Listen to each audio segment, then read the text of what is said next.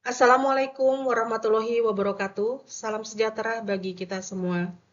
Perkenankan kami dari kelompok 4, tugas mata kuliah Statistika Deskriptif dengan dosen pengampu Bapak Budi Trisantoso, Sarjana Ekonomi, Magister Akuntansi, menyampaikan presentasi kami.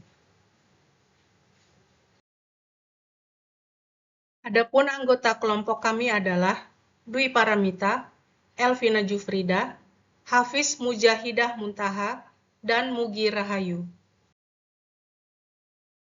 Pada kesempatan ini kami akan membahas materi di pertemuan ke-7. Bagaimana kita bisa tahu bahwa harga barang pokok hari ini sudah naik jauh dibanding 5 tahun lalu? Atau bagaimana para ekonom mengukur tingkat inflasi dan pertumbuhan ekonomi sebuah negara secara akurat? Jawabannya terletak pada satu alat ukur penting dalam statistika, yaitu angka indeks. Apa itu angka indeks? Secara definisi, angka indeks adalah alat statistik yang digunakan untuk mengukur perubahan relatif suatu variabel atau kelompok variabel dalam periode waktu yang berbeda. Singkatnya, ini adalah ukuran kuantitatif untuk melihat naik turunnya suatu kegiatan. Apa fungsi utama dari angka indeks? Yaitu untuk membandingkan kondisi ekonomi, sosial, atau bisnis antara dua waktu yang berbeda.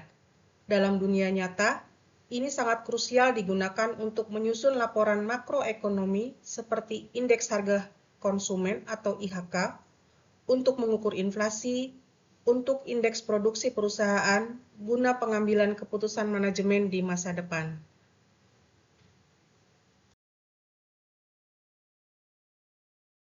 Metode perhitungan yang paling mendasar yaitu angka indeks harga relatif sederhana.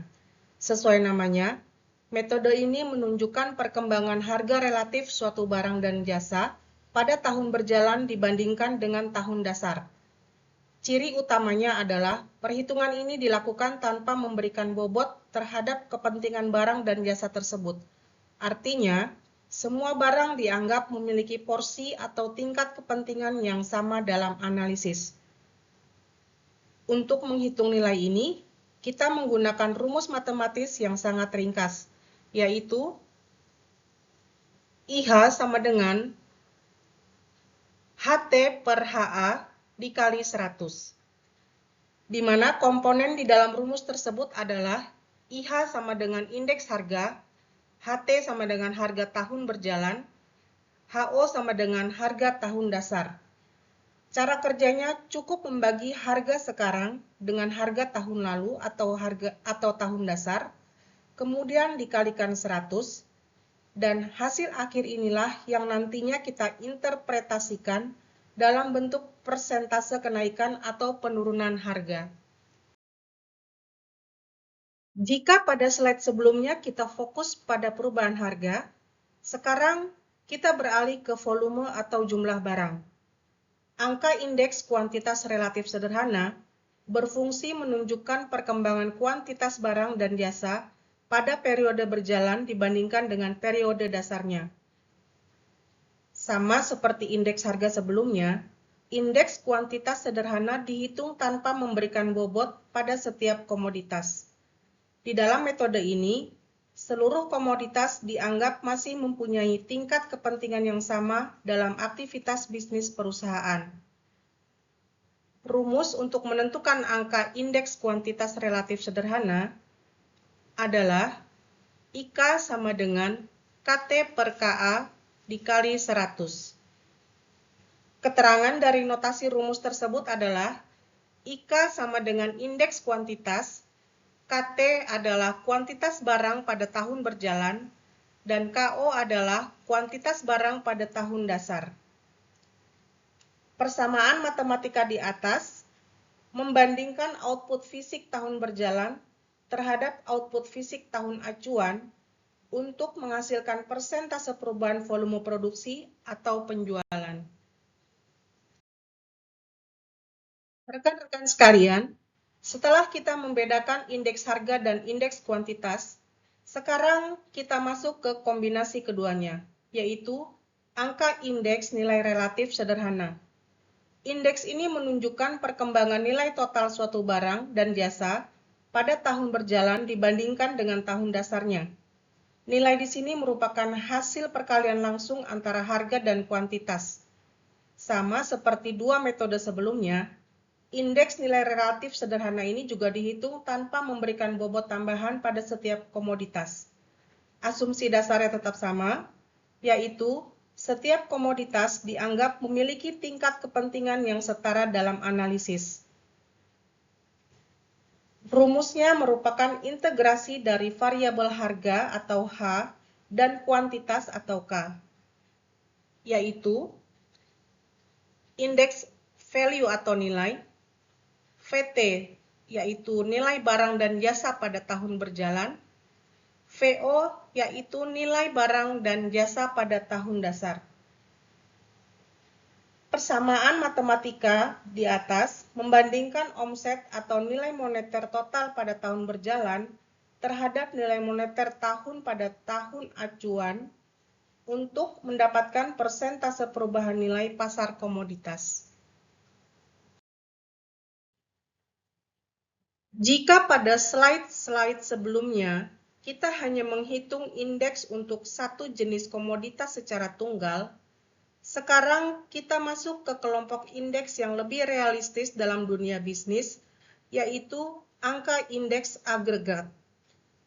Kata kunci di sini adalah agregasi, yang berarti indeks ini menekankan pada pengelompokan barang dan jasa yang jumlahnya lebih dari satu jenis. Metode pertama dalam kelompok ini adalah angka indeks harga agregat sederhana atau IHA. Indeks ini menunjukkan perbandingan antara total akumulasi harga kelompok barang dan jasa pada periode tertentu dengan periode dasarnya. Di sini kita menjumlahkan seluruh komponen harga terlebih dahulu sebelum dibandingkan. Untuk menghitung nilai IHA, kita menggunakan formulasi rumus IHA sama dengan sigma HT per sigma HA kali 100. Keterangan dari notasi rumus tersebut adalah IHA sama dengan indeks harga agregat, sigma HT sama dengan jumlah harga barang dan jasa pada tahun berjalan, sigma HO adalah jumlah harga barang dan jasa pada tahun dasar. Persamaan matematika tersebut membandingkan total nilai nominal dari kumpulan harga komoditas pada tahun berjalan terhadap total nilai nominal kumpulan harga pada tahun acuan untuk menghasilkan satu angka indeks representatif kelompok barang tersebut. Melanjutkan pembahasan mengenai konsep agregasi, sekarang kita beralih ke variabel volume melalui angka indeks kuantitas agregat sederhana. Jika sebelumnya kita menjumlahkan harga, pada metode ini kita menunjukkan perbandingan antara jumlah kuantitas dari kelompok barang dan jasa pada periode tertentu dengan periode dasarnya. Sama seperti indeks harga agregat sebelumnya, metode ini bersifat sederhana karena belum menggunakan penimbang atau bobot khusus. Kita langsung mengakumulasikan atau menjumlahkan unit fisik dari seluruh komoditas yang kita teliti pada tahun berjalan, lalu membaginya dengan total unit fisik pada tahun acuan. Formulasi matematis untuk menentukan nilai indeks ini adalah IK sama dengan sigma KT per sigma KO kali 100. Keterangan dari notasi rumus tersebut adalah IK adalah indeks kuantitas agregat, sigma KT adalah jumlah kuantitas barang dan jasa pada tahun berjalan, sigma KO adalah jumlah kuantitas barang dan jasa pada tahun dasar. Persamaan matematika tersebut menjumlahkan volume fisik seluruh unit barang pada tahun berjalan, kemudian membandingkannya dengan total volume fisik pada tahun acuan untuk menghasilkan persentase perubahan output kelompok barang secara agregat. Rekan-rekan sekalian, variasi terakhir dari kelompok indeks agregat sederhana adalah angka indeks nilai agregat sederhana. Indeks ini menunjukkan perkembangan nilai sekelompok barang dan jasa pada suatu periode berjalan dibandingkan dengan periode atau tahun dasarnya. Nilai total di sini diperoleh dari hasil perkalian antara harga dengan kuantitas dari masing-masing komoditas di dalam kelompok tersebut. Karena masih bersifat sederhana dan tanpa bobot eksternal, kita cukup menghitung total nilai moneter atau total value seluruh komoditas pada tahun berjalan, lalu membandingkannya langsung dengan total nilai moneter pada tahun dasar. Metode ini sangat berguna untuk melihat pergeseran omset atau nilai pasar real dari sekelompok produk secara kolektif. Formulasi matematis untuk menentukan nilai indeks ini adalah INA sama dengan sigma VT per sigma VO kali 100 sama dengan sigma HT kali KT per sigma HO kali KO kali 100. Keterangan dari notasi rumus tersebut adalah INA sama dengan indeks nilai agregat, sigma HT kali KT sama dengan jumlah nilai barang dan jasa pada tahun berjalan, sigma HO kali KO sama dengan jumlah nilai barang dan jasa pada tahun dasar. Persamaan matematika di atas menjumlahkan hasil perkalian harga dan kuantitas setiap barang pada periode berjalan, kemudian membaginya dengan total hasil perkalian harga dan kuantitas pada periode acuan untuk menghasilkan persentase perubahan nilai nominal kelompok barang.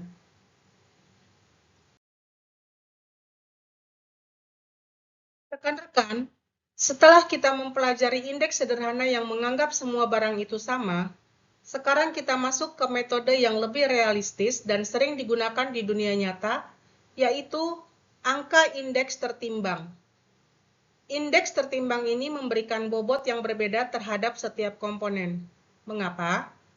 Hal ini dikarenakan setiap barang dan jasa di pasar mempunyai tingkat utilitas, manfaat, dan kepentingan yang berbeda bagi konsumen maupun industri. Contohnya, perubahan harga beras tentu jauh lebih mempengaruhi inflasi masyarakat daripada perubahan harga garam. Salah satu metode indeks tertimbang yang paling legendaris adalah formula Las-Peyres atau IL. Metode ini dikembangkan oleh Etienne Las-Peyres pada akhir abad ke-18. Karakteristik utama dari metode ini adalah menggunakan kuantitas atau volume pada periode dasar sebagai faktor penimbangnya. Jadi, asumsi Las-Peyres adalah kita membandingkan harga dengan mengunci jumlah konsumsi barang tetap sama seperti pada tahun dasar. Formulasi matematis untuk menghitung indeks Las-Peyres adalah IL sama dengan sigma HT kali KO, sigma HO kali KO kali 100. Persamaan matematika tersebut adalah membandingkan total biaya pembelian paket barang tahun dasar pada tingkat harga tahun berjalan terhadap biaya real pembelian paket barang tersebut pada tahun acuan. Jika sebelumnya kita mengunci jumlah barang menggunakan data masa lalu, sekarang kita beralih ke alternatif kedua yaitu formula Pasce. Karakteristik utama dari metode Pasce adalah menggunakan bobot tahun berjalan dan bukan tahun dasar sebagai faktor penimbangnya. Artinya, indeks ini merefleksikan pola konsumsi atau kuantitas real yang dibeli masyarakat pada kondisi saat ini. Dengan menggunakan kuantitas tahun berjalan, metode ini menjawab pertanyaan, berapa perubahan biaya yang terjadi untuk membeli paket barang yang kita konsumsi sekarang jika dibandingkan dengan membelinya pada harga tahun dasar? Formulasi matematis untuk menentukan nilai indeks pasca adalah IL sama dengan sigma HT kali KT per sigma HO kali KT dikali 100. Persamaan matematikanya adalah membandingkan biaya pengeluaran real kelompok barang pada tahun berjalan terhadap estimasi biaya pembelian kelompok barang yang sama jika dinilai menggunakan harga tahun acuan. Setelah kita melihat dua pendekatan sebelumnya, kita tahu bahwa indeks Las Peires cenderung memberikan hasil yang terlalu tinggi atau overestimate karena menggunakan kuantitas masa lalu. Sebaliknya, indeks Pasches cenderung terlalu rendah atau underestimate karena menggunakan kuantitas sekarang. Untuk mengatasi bias tersebut, Irving Fisher mencoba memperbaiki formula Las Peires dan Pasche dengan menggabungkan keunggulan keduanya. Indeks Fisher merupakan akar dari perkalian kedua indeks tersebut. Secara sistematis, kita mengalihkan nilai indeks Las Peires dengan indeks Pasche, lalu mencari akar kuadratnya. Karena menggunakan pendekatan rata-rata geometris ini, indeks Fisher menjadi lebih sempurna dibandingkan kedua indeks yang lain, baik Las Peires maupun Pasche.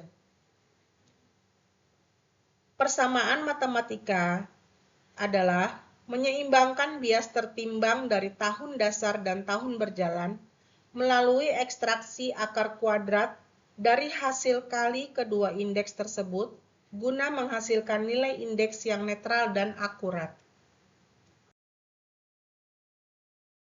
Kita telah mempelajari perjalanan angka indeks dari konsep yang paling mendasar hingga aplikasinya yang kompleks. Kesimpulan utama dari materi kita hari ini adalah, yang pertama, alat ukur perubahan. Angka indeks adalah instrumen statistik vital untuk memonitor perubahan relatif variabel ekonomi dan bisnis dari waktu ke waktu. Yang kedua, sederhana versus tertimbang. Metode sederhana memberikan gambaran praktis tanpa bobot, sementara metode tertimbang memberikan hasil yang jauh lebih akurat karena mempertimbangkan tingkat utilitas barang. Yang ketiga, sinergi metode. Melalui pendekatan Fisher, kita melihat bagaimana bias dari metode Las Peires dan Pasche dapat disempurnakan menjadi satu nilai indeks yang ideal dan objektif. Pemahaman mendalam tentang angka indeks ini bukan sekedar teori matematika. Ini adalah modal dasar kita untuk membaca tren pasar modal, menganalisis inflasi, mengevaluasi daya beli, serta menyusun proyeksi keuangan perusahaan yang valid di masa depan. Demikian pemaparan materi mengenai statistika deskriptif angka indeks dari kelompok kami. Semoga materi ini dapat memperluas cakrawala berpikir kita semua. Terima kasih.